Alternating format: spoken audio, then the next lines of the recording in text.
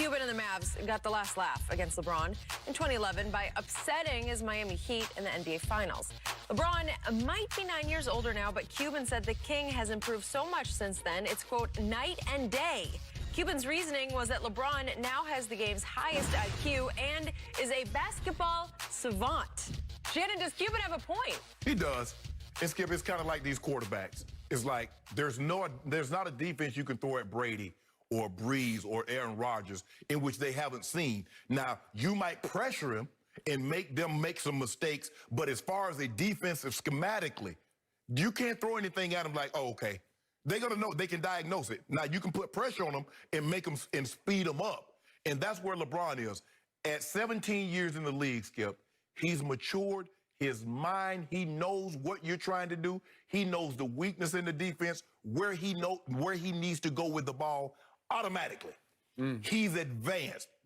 So there's no question in my mind he's a better player. Now, I don't believe he can jump as high as he could. People don't realize, do they realize how long ago that's been, Skip? That's 10 years. We're coming for 10 years. That's how long it's been. That was 2011. Here we are in 2020. So that's almost a decade ago. And so I agree with Mark Cuban that this LeBron James is much different than that LeBron James. And had this LeBron James had been playing then, they would have swept the Dallas Mavericks. But that's neither here nor there. The Mavericks won. They deserve to win. But LeBron James has advanced in his mind and his ability to play the game of basketball. And I say this is the biggest bunch of baloney I have ever heard spewed, even from Mark Cuban. And by the way, I have invited, even dared Mark Cuban to come sit right here, and I've not heard a peep from him, but he is still invited to come sit here any day, any night that he wants. We'll even put it on in prime time. LeBron James was not a rookie in 2011. He was in his 8th year in the league, in the NBA. He was in his 2nd NBA Finals. He had already won 2 MVPs. And now Cuban, which he's done before with me on another show, he's trying to take strategic credit for taking LeBron right out of the flow of the game. He was lost. He was befuddled. He was bamboozled by the zones we threw at him. Are you kidding me? What was the quote from Cuban? We would run a zone against him, and he would hesitate and not know what to do. Right. Are you telling me LeBron James in AAU basketball and high school basketball had never seen a zone defense? Stop it. But here's the thing. In high school, LeBron James is so much more talented than those guys. That's a difference. But let me ask you a question.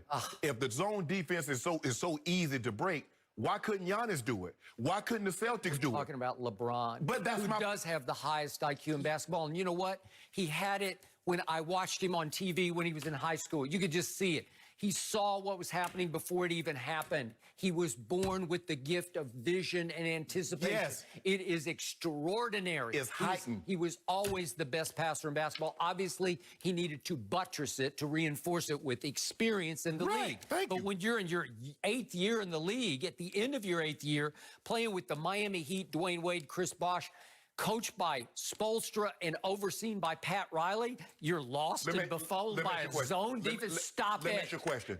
Baloney. Let me ask you a question. Do you believe Eric Spoelstra is a better coach now or was a better coach then? Why? Why? Well, that was the year LeBron went upstairs and told Pat Riley, it's time for you to take over. So in other words, everybody else can get better with time. Only LeBron James was supposed to be at his absolute best then and cannot grow since. 8 years into the league with 2 MVPs, and you're telling me he's like a deer in headlights? They're playing zone. I don't know what to do. No. But he said, Skip, he hesitate. And in sports, he who hesitates is beat. Well, that's life. Actually. Thank you. Okay, games 4, 5, and 6 was the all-time freeze-up job by a superstar. It was chosen one turns into frozen one, and it wasn't because of zone defenses or any strategy that the Dallas Mavericks deployed. He just wasn't ready for the brightest lights. That kind of pressure, they were called the Heatles, remember? And it was extraordinary. They were favored to win. They were expected to win. And in games 4, 5, and 6, he averaged 15 points, 8 and 8. The 8 and 8's good, but the 15 not good because he shot only 44% when he was a 51% shooter from the field in the regular season. He went 2 of 12 from 3 in those last 3 games. That's 17%. He went 4 of 10 from the free throw line. You know what that percent is. And he finished in those 3 games minus 41 in his plus minus. Yeah.